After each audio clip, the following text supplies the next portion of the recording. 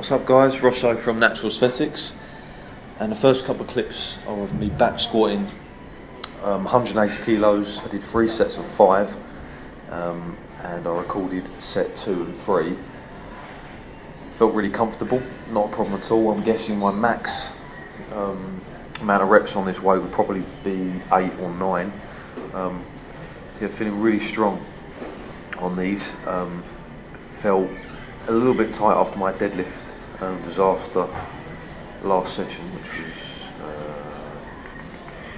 3 days ago, Christmas Eve.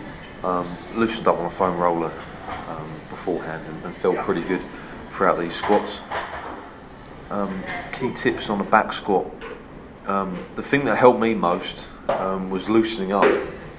There's a strong correlation between how loose you are and how well you perform on the squats. No matter how strong you are, if you can't get down into position in a biomechanically strong and safe position, then you're not going to squat a lot of weight. Your knees need to open up and your body needs to drop down into the pocket in between your thighs. A lot of people tend to initiate the squat with a knee bend, and too much weight goes through your knees and then your toes, you tip forward. It needs to be hip back movement.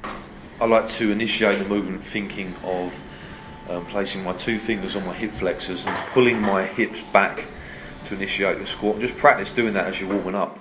Hips back and down, sit into the pocket, trying to keep your chest up as high as possible.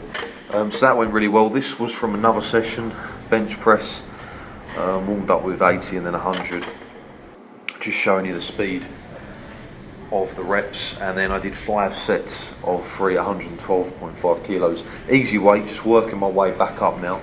As I said before, it's foolish to keep trying to push max weights all the time. So I went back down about 10 kilos and I worked my way back up and hopefully gain maybe 2.5 to 5 kilos on my max at the end of this. Behind the neck press, 57.5 kilos for I think 8 or 9 reps. Trying to aim to get that up to between 65 and 70 kilos in the next couple of months. And this is one of my favourites as well, upright rows. This is 30 or 32 kilos, and as you notice, I'm raising my elbow as high up as possible, moving the elbow back as well. And I'm initiating the pull just before my arm straightens. Really good exercise when I'm doing these instead of laterals for a few weeks anyway. The reason being because I can use more weight.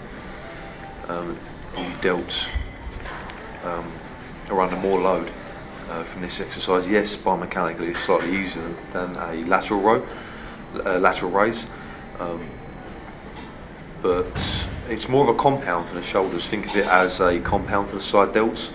Other muscles are helping slightly, but you're still targeting those side delts with a decent amount of weight.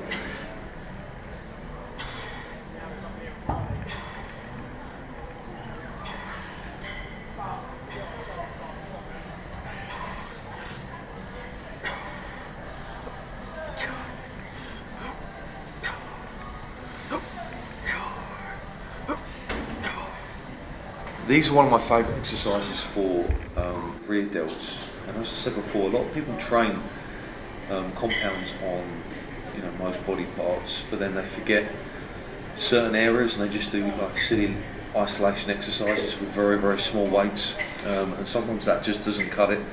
So these are rear delt rows, and the pump you get on these is pretty good. You're pulling your elbows up, back and out, focusing on twisting the dumbbell in close to your body as you pull up. The most important thing to remember on those is elbow position. Elbows are flared out and not back. You're not really retracting your scapula as you would do on a lateral. These barbell bicep curls, haven't done these in a long time. I've been doing dumbbells instead. Cheek curls, I did 3 sets of around about 8 reps.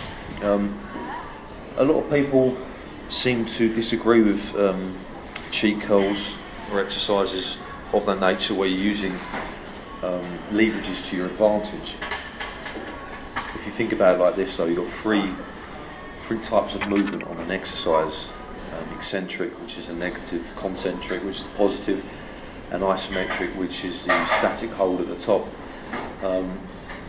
You're obviously weakest in the positive phase of movement, so it seems almost silly to limit yourself to the amount of weight on the positive part of the movement. So let's say, for example, here I'm using 60 kilos. I could probably do a couple, completely and utterly perfectly strict my back to the wall, but I'm using the hips to thrust the weight up and continue training the negative part of the movement, continuing to stimulate the biceps. Even though my positive part of the movement has fatigued, I can still carry on training the biceps. So there are certain exercises where cheating helps increase the intensity. So it's something that you should try and include into your training at some point or another. It's been a staple in my regime for a few years now. These are single dumbbell hammer curls. Now the goal on these is to keep the dumbbell moving, don't lock out. If you notice, I'm just starting to pull the dumbbell back up before I straighten my elbow, lock it out completely. The tension's on the bicep and forearm all the time. And that way you fail a lot quicker. You'll notice that you'll be able to do substantially less reps in this fashion, but the tension on your biceps is obviously pretty good. So I would usually alternate between doing dumbbell curls with both arms and go a lot heavier, utilising it. It's like cheek reps, but I opted for a stricter single arm variation today, and the reason being I believe single arm works a lot better for keeping constant tension on the bicep. When I'm doing alternating bicep curls with dumbbells, obviously you're resting at the bottom while you're lifting your other arm, so that there's not constant tension. Better for power, better for strength. Single arm, one arm at a time, is much better for constant tension. Okay guys, thanks for watching. Stay tuned for more. Front squats coming up next in a couple of days. Subscribe if you haven't already, and like and share. Thanks guys.